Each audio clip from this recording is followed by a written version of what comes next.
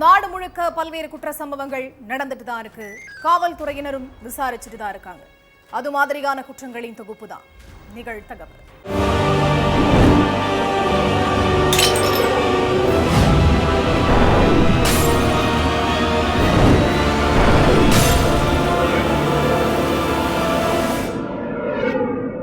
நிகழ்தகவு. இளைஞருடன் ஒரு வருடமாக ரிலேஷன்ஷிப்பில் இருந்த இளம்பெண்ணிடம் ஆசை வார்த்தை கூறி வீட்டிற்கு வரவழைத்த இளைஞர் வீட்டிற்குள் வைத்து இளம்பெண்ணை சரமாரியாக தாக்கிய கொடூரம். கை கால்களை கட்டி தண்ணீர் நிரம்பிய ட்ரம்மிற்குள் போட்டு கொலை செய்த பயங்கரம். இளம்பெண் கொலை செய்யப்பட்டது ஏன்? நடந்தது என்ன?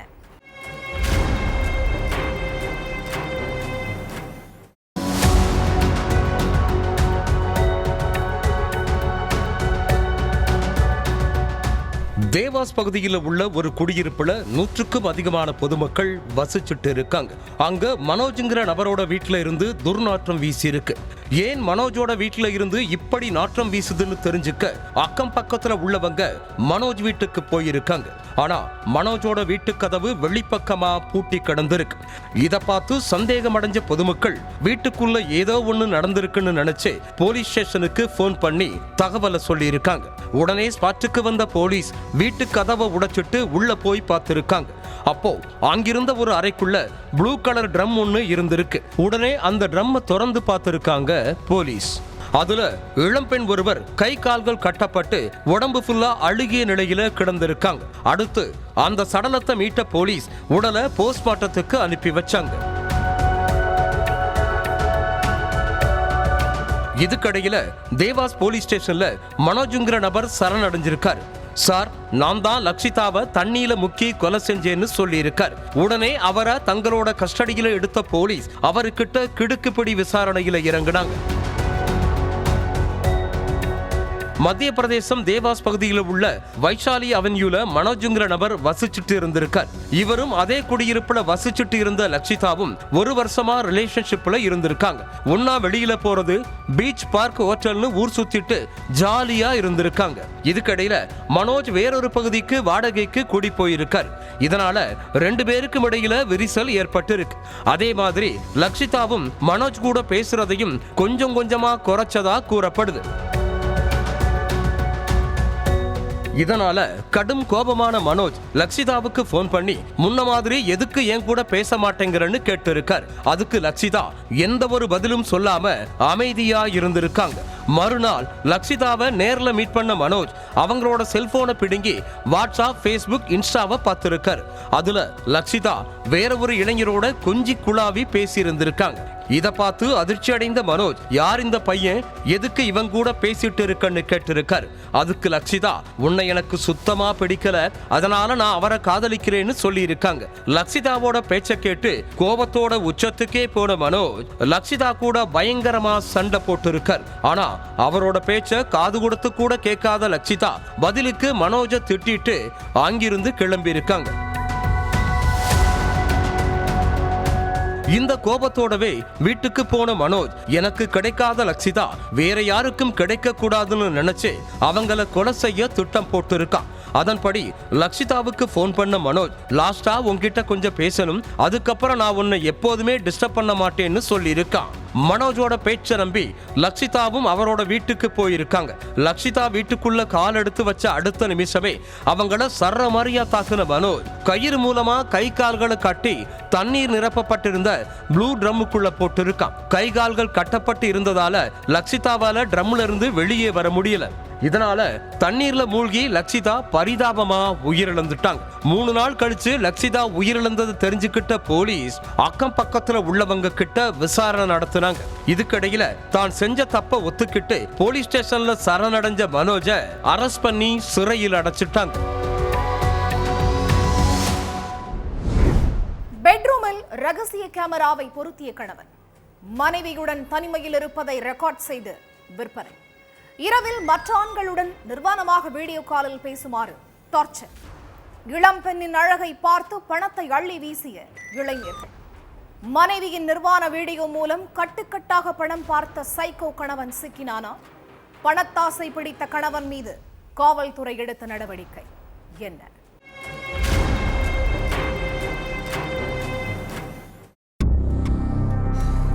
புத்தேனஹள்ளி போலீஸ் ஸ்டேஷனுக்கு வந்த ஒரு இளம்பெண், எனக்கு எங்க போய் நியாயம் கேட்கறதுனே தெரியல சார், அதனாலதான் இங்க வந்திருக்கேன்னு சொல்லி தன்னோட மனக்குமுறலை கொட்டி இருக்காங்க. அதோட தான் கையில வச்சிருந்த புகார் கடிதத்தை போலீஸ் கிட்ட கொடுத்த இளம்பெண், அந்த சைக்கோ கிட்ட இருந்து என்னை எப்படியாவது காப்பாத்துங்கன்னு சொல்லி கதறி அழுதது அங்க காவலர்களையே கண் கலங்க வச்சிருக்கு.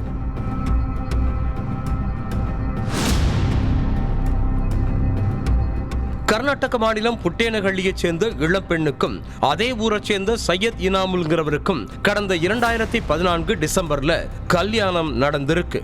சையத் இனாமுல் பிரைவேட் கம்பெனியில மேனேஜர் வேலை பார்த்துட்டு இருந்திருக்கான். கல்யாணத்துக்கு முன்னாடி வரைக்கும் ஒரு முகத்தை காட்டின சையத் இனாமுல் இளம்பெண் கழுத்துல தாலி ஏறினதுக்கு அப்புறம் வேறொரு முகத்தை காட்டியிருக்கான். நான் கௌரவமான வேலையில இருக்கேன், என் ரேஞ்சுக்கு ஏத்த மாதிரி நகை பணமெல்லாம் கொடுக்கணும், போய் உங்க அம்மா வீட்டுல வாங்கிட்டு வான்னு சொல்லி மனைவிய ரொம்ப டார்ச்சர் பண்ணியிருக்கான் சையத் இனாமுல். கல்யாணத்தப்ப இளம்பெண் வீட்டில இருந்து 42 சவரன் தங்க நகைகளும் யமஹா பைக்கையும் வரதட்சணையா கொடுத்திருக்காங்க. அது போதாதுன்னு சையத் இனாமுலோட அம்மாவும் இளம்பெண்ணை கொடுமைப்படுத்த ஆரம்பிச்சிருக்காங்க. கொஞ்ச நேரம் கூட ரெஸ்ட் கொடுக்காம வீட்டுல உள்ள வேலைகளை செய்ய சொல்லி மருமகளை அணுவா சித்திரவதை பண்ணியிருக்காங்க. இது ஒரு பக்கம் இருக்க, நைட்டானா மனைவிய பாலியல் ரீதியா துன்புறுத்தி இருக்கான் சையத். ஆன்லைன்ல உள்ள ஆபாச வீடியோக்களை காட்டி அதே போல பாலியல் உறவுல இருக்கணும்னு இரவு முழுக்க தூங்க விடாம டார்ச்சர் கொடுத்திருக்கான் பாலியல் சைக்கோ சையத். இதுக்கு நடுவுல தான் சையதுக்கு ஏற்கனவே ஒரு கல்யாணம் ஆகியிருக்குங்கிற விஷயம் மனைவிக்கு தெரிய வந்திருக்கு. கல்யாணமானதை மறைச்சு என்ன ஏமாத்தி இப்படி மோசம் பண்ணிட்டியேன்னு மனைவி கணவன் சையத் இனாமுல் கிட்ட பயங்கரமா சண்டை போட்டிருக்காங்க. தான் மோசம் போன விஷயத்த தன்னோட பெற்றோர்கிட்ட சொல்லாம தனக்குள்ளேயே போட்டுக்கிட்டு குமுறிக்கிட்டு இருந்திருக்காங்க அந்த அப்பாவி இளம்பெண். இளம்பெண்ணை ஏமாத்தி கல்யாணம் பண்ணது மட்டுமில்லாம தங்களோட பெட்ரூம்ல ரகசிய கேமராவை பொருத்தி மனைவியோட தாம்பத்திய உறவுல இருக்கிறத வீடியோவா ரெக்கார்ட் பண்ணி வெளிநாட்டுல உள்ள தன்னோட நண்பர்களுக்கு சேல்ஸ் பண்ணியிருக்கான். வாராவாரம் வர்ற எபிசோட் மாதிரி மனைவியோட பாலியல் உறவுல இருக்கிற வீடியோவை ஒரு குறிப்பிட்ட தொகைக்கு டீல் பேசி நண்பர்களுக்கு ஷேர் பண்ணியிருக்கான் கொடூர சைக்கோ சையத். பெண்கள் நிர்வாணமா நின்னு வீடியோ கால்ல தேன் சொட்ட பேசினா மட்டும் போதும், லட்சமா பணத்தை குவிக்கலாம்னு ஃப்ரெண்ட் ஒருத்தன் சையத் கிட்ட சொல்லவே தன்னோட மனைவியவே பேச வைக்கலாம்னு முடிவு பண்ணிருக்கான் சையத். தன்னோட பிளான மனைவி கிட்ட சொன்னப்ப, நீங்க என்ன பேசுறீங்க, மற்ற ஆண்கள் கிட்ட நிர்வாணமா நின்னு வீடியோ கால்ல பேசி அப்படி பணம் சம்பாதிக்கணுமான்னு கணவர் கிட்ட கத்தி இருக்காங்க. தாலி கட்டினவன் நானே சொல்றேன், நீ கண்டிப்பா பேசித்தான் ஆகணும்னு ரூம்ல அடைச்சு வச்சு அடிச்சு கட்டாயப்படுத்தி சாப்பாடு போடாம கொடுமைப்படுத்திருக்கான். வலி தாங்க முடியாத அந்த இளம் பெண்ணும் நீங்க சொல்ற மாதிரி நிர்வாணமா பேசுறேன்னு சம்மதிச்சு பேச ஆரம்பிச்சிருக்காங்க. மனைவி மற்ற ஆண்கள் கிட்ட வீடியோ கால்ல பேச பேச சையதோட வங்கி கணக்குல லட்சமா பணம் ஏற ஆரம்பிச்சிருக்கு. பண ருசியை பார்த்த சையத் மனைவிய மற்ற ஆண்களோட பாலியல் உறவுலையும் ஈடுபடுத்தி கொடுமைப்படுத்தி இருக்கான். 1 மணி நேரத்துக்கு இவ்வளவு, அரை மணி நேரத்துக்கு அவ்வளவுன்னு மனைவிய வச்சு டீல் பேசினதோட அத வீடியோவாவும் ரெக்கார்ட் பண்ணிருக்கான். சையதோட மனைவி பாக்குறதுக்கு கண்ணுக்கு லட்சணமா இருக்கிறதால பணத்தை எவ்வளவு வேணும்னாலும் வாரி கொடுக்கிறோம்னு சொல்லு விட்டபடி லைன் கட்டி நின்னு இருக்காங்க. உடல் ரீதியாவும் மன ரீதியாவும் நொந்து போன மனைவி இதுக்கு மேல நீங்க சொல்றத கேட்க முடியாதுன்னு சொல்லி பயங்கரமா சத்தம் போட்டு இருக்காங்க. அப்போ மனைவி தன்னோடவும் மற்ற ஆண்களோடவும் பாலியல் உறவுல இருக்கிற வீடியோக்களை காட்டி இது எல்லாத்தையும் சோசியல் மீடியாவில் அப்லோட் பண்ணிடுவேன்னு மிரட்டல் விட்ட சையத் நான் சொல்ற மாதிரி தான் நடந்துக்கணும்னு மிரட்டல் விட்டு இருக்கான். கணவன் செல்போன்ல இருந்த ஆபாச வீடியோக்களை பார்த்து அரண்டு போய் நின்னு இருக்காங்க மனைவி. ஒரு கட்டத்துல என்ன நடந்தாலும் பாத்துக்கலாம்னு நினைச்ச இளம்பெண் புட்டேனஹள்ளி போலீஸ் ஸ்டேஷனுக்கு போய் கணவன் சையத் மேல கம்ப்ளைண்ட் கொடுத்திருக்காங்க. இளம்பெண் கொடுத்த புகாரை வச்சு சையத் மேல வழக்கு பதிவு பண்ணியிருக்காங்க. மனைவி புகார் கொடுத்துட்டான்னு தெரிஞ்சதும் தலைமறைவான சையத்தை காவல்துறையினர் தீவிரமா தேடிட்டு இருக்காங்க. அதே நேரம் மகனோட கேடுகட்ட செயலுக்கு உடந்தையா இருந்த சையதோட அம்மா, அவனோட தங்கச்சின்னு மொத்தம் 4 பேர் மேல கேஸ் ஃபைல் பண்ண போலீஸ் தொடர்ந்து விசாரிச்சுட்டு இருக்காங்க. வீட்டின் முன் விளையாடிக் கொண்டிருந்த 7 வயது சிறுமி மாய். விடிய விடிய தேடி அலைந்தும் சிறுமி கிடைக்காததால் அச்சம். தண்ணீர் தொட்டியில் கை கால்கள் கட்டப்பட்டு சடலமாக கிடந்த சிறுமியை பார்த்து கதி கலங்கி நின்ற உறவினர்கள். குற்றவாளியை காட்டிக் கொடுத்த சிசிடிவி கேமரா.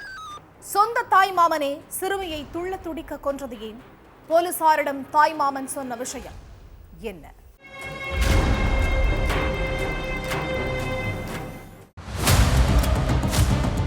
தன்னோட பாட்டி வீட்டு வாசல்ல விளையாடிட்டு இருந்த 7 வயது மகளை காணோமேன்னு அப்பா அம்மாவோட சேர்த்து ஒட்டுமொத்த குடும்பமுமே பதறி போயிருக்காங்க. பக்கத்து வீடு எதிர்த்த வீடுன்னு சுத்தி முத்தி உள்ள எல்லா இடங்களையும் தேடியும் சிறுமி கிடைக்கவே இல்லை.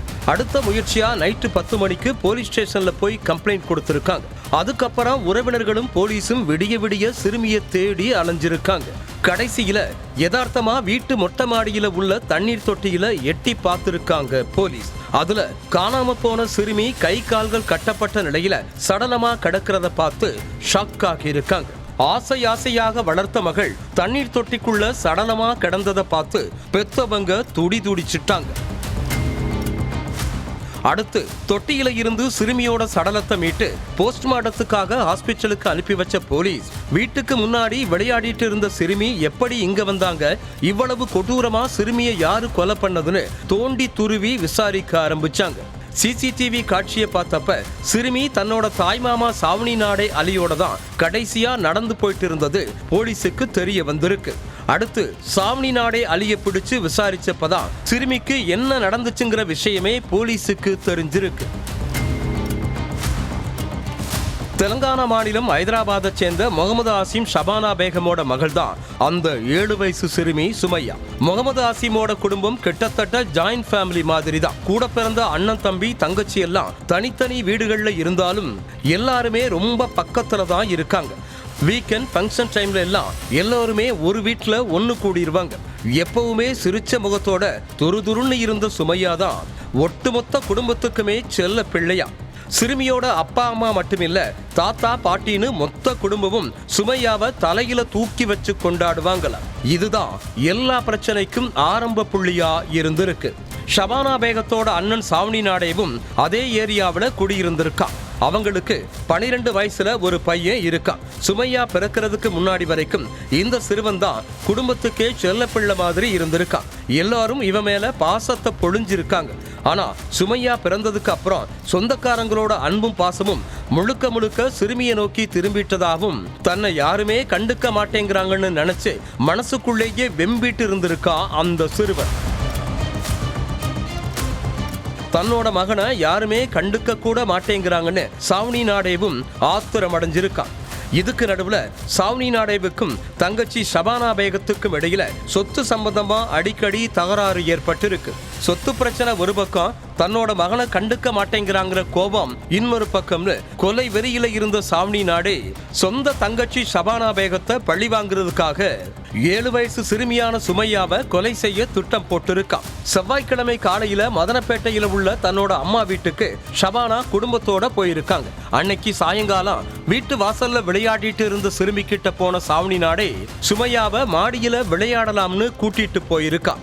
அங்க வச்சு சிறுமிய கழுத்த கொடூரமா நெரிச்சு கொலை பண்ணி சுமையாவோட கை கால்கள்ல கயிறால கட்டி சடலத்தை அங்க இருந்த தண்ணீர் டேங்க்ல போட்டுட்டு கமுக்கமா இருந்திருக்கான். காவல்துறையினரோட கிடுக்குப்பிடி விசாரணையில சாவணி நாடே அலி உண்மை எல்லாத்தையும் ஒண்ணு விடாம சொல்லியிருக்கான். அடுத்து சாவணி நாடே மேல மர்டர் கேஸ் ஃபைல் பண்ண போலீஸ் சொத்துக்காக மட்டும்தான் சிறுமியை கொலை பண்ணானா இல்ல வேற ஏதாவது காரணமான்னு விசாரிச்சுட்டு இருக்காங்க. வீட்டில் பிரச்சனை என்பதால் மாந்திரிகவாதியை அணுகிய இளம்பெண். வீட்டில் புதையல் இருப்பதாக கூறி ஏமாற்றி வந்த மாந்திரிகவாதி இளம்பெண்ணிடமிருந்து லட்சக்கணக்கில் சுருட்ட பணத்தை திருப்பி கேட்டு சண்டையிட்ட இளம்பெண். கண்டன் துண்டமாக வெட்டி கருப்பு சாமிக்கு பலி கொடுத்து விடுவேன் என இளம்பெண்ணை மிரட்டிய மாந்திரிகவாதி. இளம்பெண்ணை ஏமாற்றி கொலை மிரட்டல் விடுத்த மாந்திரிகவாதி சிக்கினானா? நடந்தது என்ன?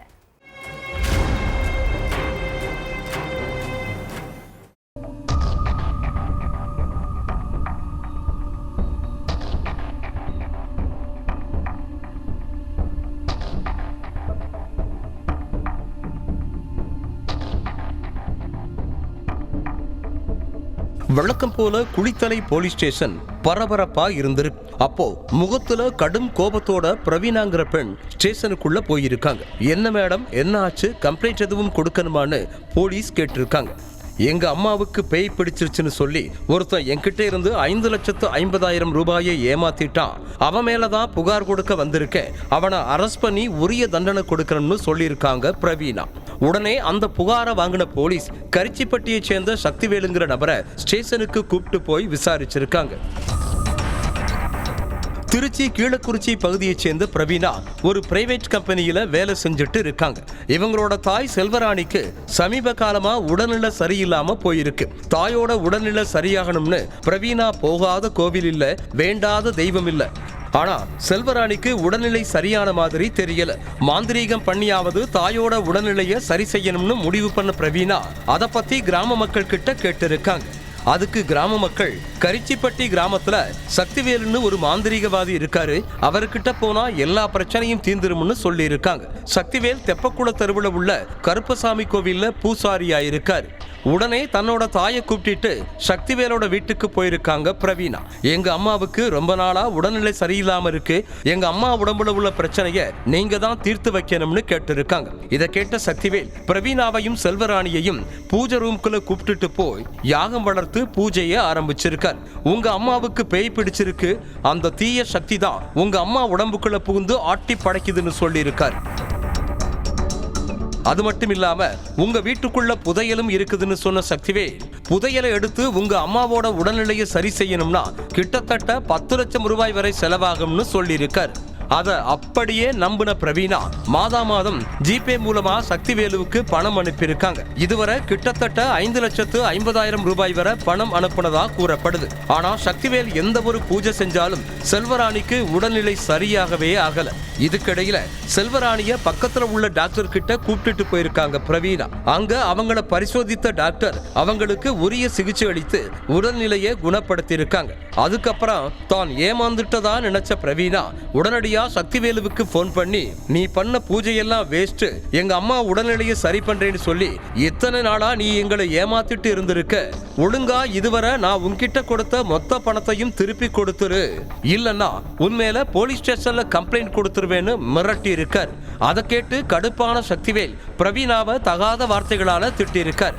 அடுத்து உன்னை கண்டந்துண்டமா வெட்டி கருப்பசாமிக்கு பலி கொடுத்துருவேன்னு கொலை மிரட்டலும் விடுத்திருக்காரு சக்திவேல். இந்த பிரச்சனை இவங்களுக்குள்ள ரொம்ப நாளா நீடிச்சிட்டு இருந்திருக்கு. ஒரு கட்டத்துல பொறுமை இழந்த பிரவீனா குளித்தலை போலீஸ் ஸ்டேஷன்ல சக்திவேலு மேல கம்ப்ளைண்ட் கொடுத்திருக்காங்க. இதனால சக்திவேலுவை அரெஸ்ட் பண்ண போலீஸ் அவரை சிறையில் அடைச்சிட்டாங்க.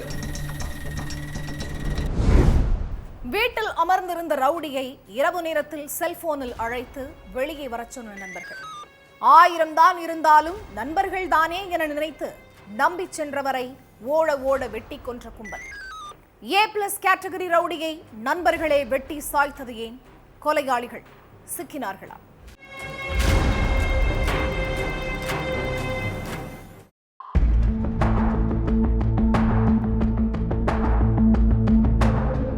ஃப்ரெண்ட்ஸ் கூப்பிட்டாங்கன்னு சொல்லி வீட்டை விட்டு போன மகன் ரொம்ப நேரமா ஆளையே காணோமேன்னு எதிர்பார்த்து காத்திருந்தாங்க பெற்றோர். இப்ப வந்துருவான் அப்ப வந்துருவான்னு மணிக்கணக்கில் வெயிட் பண்ணியும் மகன் வீட்டுக்கு வரல. அதுக்கு மாறா அவரை கொலை பண்ணிட்டாங்க அப்படிங்கிற செய்தி தான் வந்துச்சு. சென்னை புதுவண்ணாரப்பேட்டையில் உள்ள இருசப்பன் தெருவில் இருந்த மனோஜ் மேல கொலை அடித்தடின்னு ஏகப்பட்ட கேஸ்கள் நிலுவையில இருக்கு. மனோஜும் அதே ஏரியாவை சேர்ந்த குள்ளா சஞ்சயும் க்ளோஸ் ஃப்ரெண்ட்ஸ்னு சொல்லப்படுது. குள்ளா சஞ்சய் மேலையும் கொலை அடித்தடின்னு பல கேஸ்கள் பெண்டிங்ல இருக்கு. ஆரம்ப பள்ளியிலேயே ஆரம்பிச்ச ஃப்ரெண்ட்ஷிப் ஒன்னா சேர்ந்து அடித்தடி பண்ற வரைக்கும் கண்டினியூ ஆகியிருக்கு. மனோஜ் வீட்டுக்கு சஞ்சய் வர்றதும் சஞ்சய் வீட்டுக்கு மனோஜ் போறதும்னு ரொம்பவே நெருக்கமா இருந்திருக்காங்க. இந்த சூழல்ல ஒரு நாள் மனோஜும் சஞ்சயும் ஒன்னா சேர்ந்து மது குடிச்சிட்டு இருந்தப்போ அவங்களுக்குள்ள மது போதையில தகராறு வந்திருக்கு. அப்போ 2 பேரோட குடும்பங்களை பத்தியும் மாறி மாறி தகாத வார்த்தைகளை பேசி சண்டை போட்டுக்கிட்டதா சொல்லப்படுது. நண்பர்களாயிருந்த மனோஜும் சஞ்சயும் இந்த சண்டைக்கு அப்புறம் எதிரிகளா மாறிட்டாங்க. இதுக்கிடையில கொலைக்கே சம்பந்தமா சஞ்சய போலீஸ் அரெஸ்ட் பண்ணதா சொல்லப்படுது. போலீஸ் கிட்ட போட்டு கொடுத்தது மனோஜ் தான் நினைச்சு சஞ்சய் அவர்கிட்ட அடிக்கடி தகராறு செஞ்சுட்டு வந்ததாகவும் சொல்லப்படுது. இப்படியே 2 பேருக்கும் இடையில பிரச்சனை அதிகமாயிட்டே போயிருக்கு. பாக்குறப்பெல்லாம் முறைச்சுக்கிறது, வாக்குவாதம் பண்றதுனே சுத்திட்டு இருந்திருக்காங்க. பிரச்சனை நடந்த கொஞ்ச நாளைக்கு அப்புறம் மனோஜுக்கு சஞ்சய் போன் பண்ணி பேசியிருக்கான். ஏதோ தெரியாம பிரச்சனை ஆகிருச்சு, இதை வளர்த்துக்கிட்டே போக வேண்டாம். என்னதான் இருந்தாலும் எல்லாருமே ஒரே ஏரியாக்காரங்க, ஃப்ரெண்ட்ஸ் வேற, நாளை பின்ன ஒருத்தருக்கு ஒருத்தர் முகத்தை பார்க்கணும், எதுனாலும் பேசி தீர்த்துக்கலாம்னு சொல்லவே பழைய மாதிரி 2 பேரும் பேச ஆரம்பிச்சுட்டாங்க. ஆனா அந்த சமாதான பேச்சால நம்ம உயிரே போக போகுதுங்கிறது மனோஜுக்கு அப்ப தெரியல. சம்பவத்தன்னைக்கு நைட்டு மனோஜ் வீட்டுல உட்கார்ந்து சாப்பிட்டுட்டு இருந்திருக்காரு. அப்போ அவருக்கு போன் பண்ண சஞ்சய், மச்சான் வாடா சரக்கடிக்க போகலாம்னு கூப்பிட்டு இருக்கான். உடனே மனோஜும் ஃப்ரெண்டு கூப்பிடுறானேன்னு போயிருக்காரு. மனோஜ், சஞ்சய் அவங்களோட ஃப்ரெண்ட்ஸுன்னு மொத்தம் 4 பேரு ஒன்னா சேர்ந்து மது குடிச்சிருக்காங்க. அப்போ போதை தலைக்கேறி நிதானம் இல்லாம இருந்த மனோஜ சஞ்சயும் கூட இருந்த நண்பர்கள் 2 பேரும் சேர்ந்து அறிவாளால சர்றமாரியா வெட்டி இருக்காங்க. உயிரை காப்பாத்திக்கிறதுக்காக ஓடுனவரை துரத்திட்டு போய் கை கால்கள்னு பல இடங்கள்ல கண்டம் துண்டமா வெட்டிட்டு எஸ்கேப் ஆகி இருக்காங்க. இந்த கொடூர சம்பவத்தை பார்த்த சிலர் போலீஸுக்கு தகவல் சொல்லி இருக்காங்க. அடுத்து ஸ்பாட்டுக்கு வந்த போலீஸ்காரங்க மனோஜோட சடலத்தை கைப்பற்றி விசாரணை நடத்தினதுல தான் சஞ்சய், பிரகாஷ், தேவா பிரசாத்னு 3 பேரும் சிக்கி இருக்காங்க. அதுக்கு பிறகு 3 பேர் மேலையும் கொலை வழக்கு பதிவு பண்ணி சிறையில் அடைச்சிட்டாங்க. ஒவ்வொரு குற்றங்களின் முடிவும் சட்டத்தின் கையில். விசாரணை தொடரும். பார்க்கலாம் அடுத்த நிகழ்த்தகவில்.